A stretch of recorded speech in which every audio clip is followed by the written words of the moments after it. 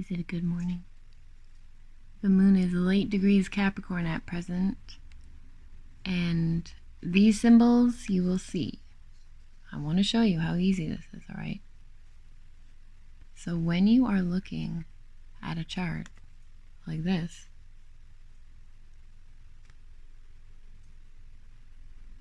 it will show you a cheat sheet down here. These are also all the aspects that are happening.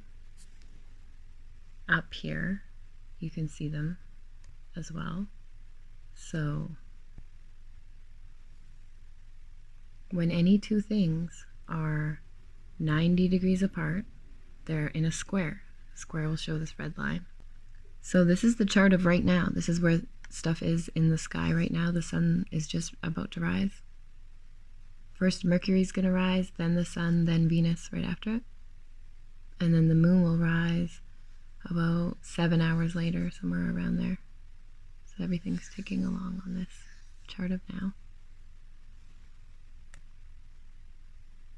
See, remember, that's all this is. When you hear your ascendant or your rising sign, those are the same things. It's talking about the sign on the ascendant, the sign that is rising on the ascendant when you came out with your mom.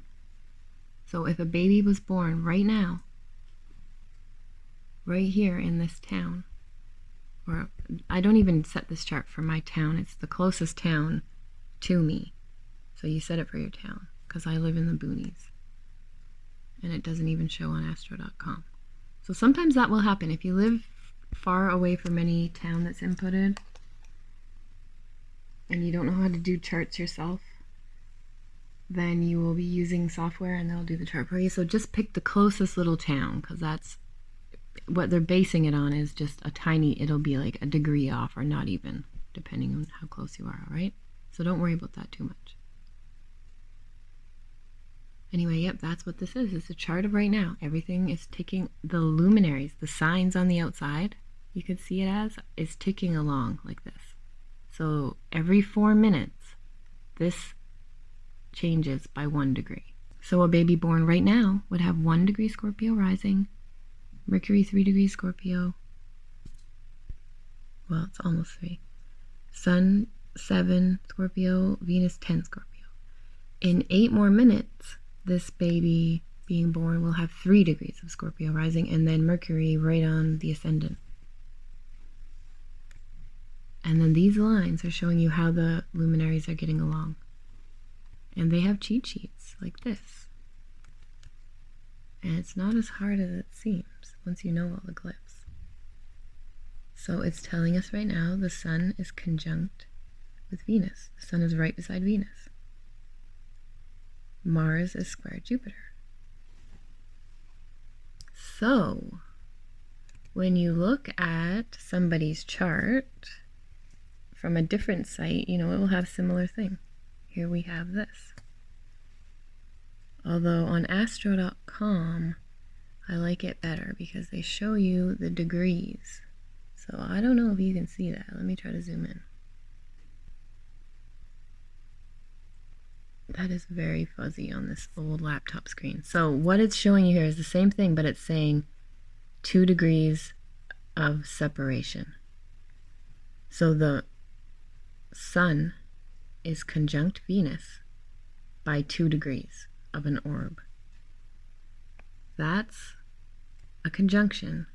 I mean, in easiest terms, you can just call it a conjunction. So it's saying the sun and Venus are 2 degrees separating. What that means is when the sun was exactly conjunct with Venus, it was 0 degrees of separation. And now it has 2, almost 3 degrees of separation. So that's what it's telling you in these charts. So yeah, when you are looking at, this is someone's chart who sent me their chart, okay? And I want to tell her some stuff. So it's just like back in grade 1 when we did those times tables.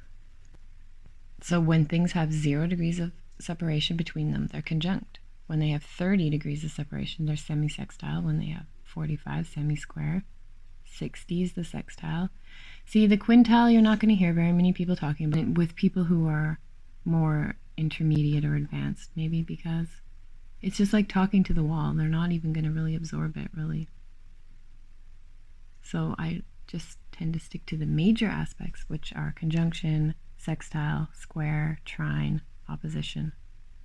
Although the inconjunct is very apparent in people. It's the cheat sheet, and so if you start looking these up, dear Scorpio friend, Mercury opposite moon.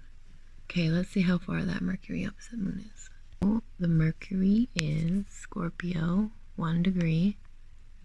Ooh, and the moon is Taurus. Yeah, okay, you really need to look up that one. Okay, so that's what I was saying in the chat over there at one point, maybe.